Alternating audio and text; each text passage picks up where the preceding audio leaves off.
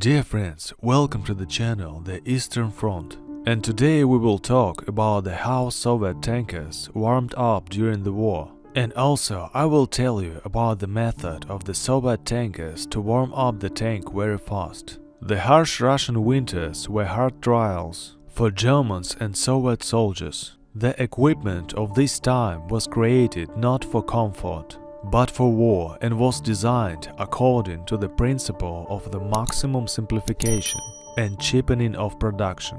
The inside of the combat compartment of T-34 tank was not provided with air heating system, and at -20 degrees the steel tank would turn into a freezer. During long marches, the combat compartment somehow warmed up from the engine and the transmission, but still it was not enough.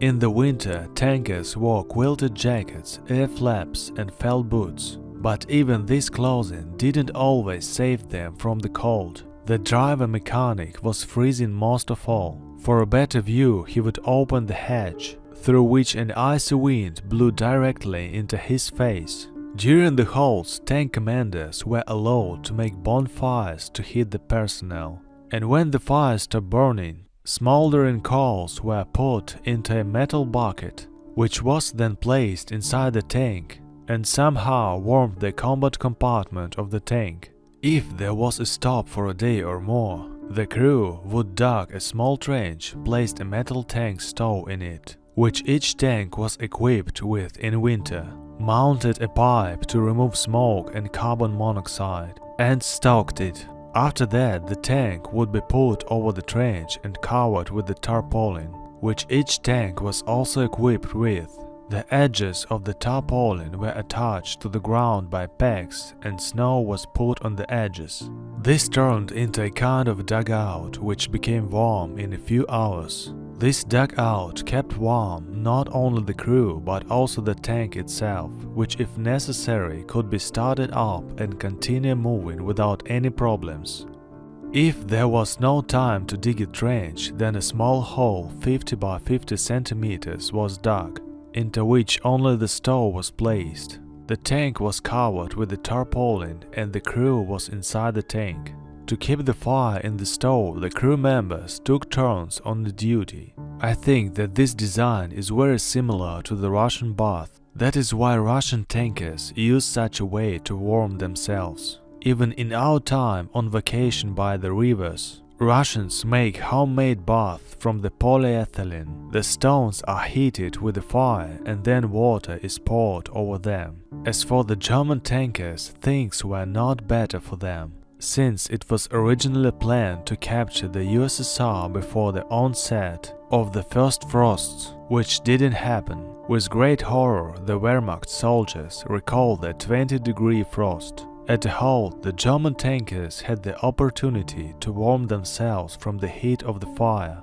During the marching, the German tankers had the only option to warm themselves from the heat that was released from the running tank engine. But there was a problem. The engine compartment of the tank was separated from the fighting compartment by a protective shield. The Germans drilled a hole, then inserted a hose that connected to the radiator duct. Thus, a small portion of heat, along with the carbon monoxide, entered the fighting compartment. But there was a danger of poisoning. If the tankers were located in the village, they could spend the night in the house. But quite often the tankers had to spend the night in the fields or forests. In those cases, they could use an ordinary kerosene lamp, which was produced to warm up the tank engine after a long halt. Germans spent the night in the tank, setting up duty posts around the equipment. They were located in the fighting compartment, tightly clinging to each other, and lit the lamp.